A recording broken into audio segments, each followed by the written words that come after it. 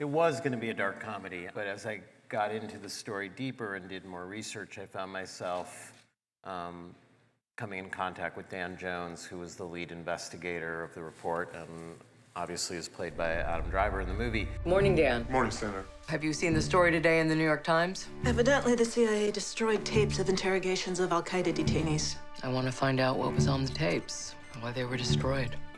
And Dan and I would have these conversations about details in the report. And eventually we were in New York at the same time, and I said, do you have time to grab a drink? And we started talking, and he sort of told me the story of how hard it was to get the thing out into the world.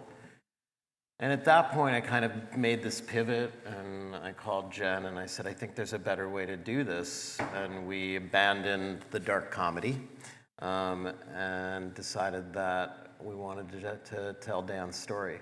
What he did, you hope that there are people working in our government to, really alone, to continue to tell the truth.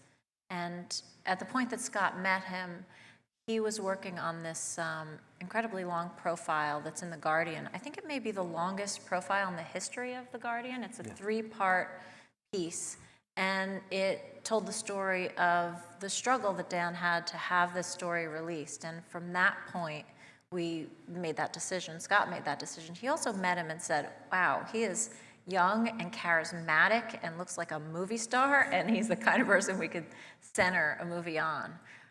Because he's so idealistic, but also someone who is maybe the person I think that has the most integrity that I've ever met. If the Times had your report, We would print it tomorrow. No. If it's going to come out, it's going to come out the right way.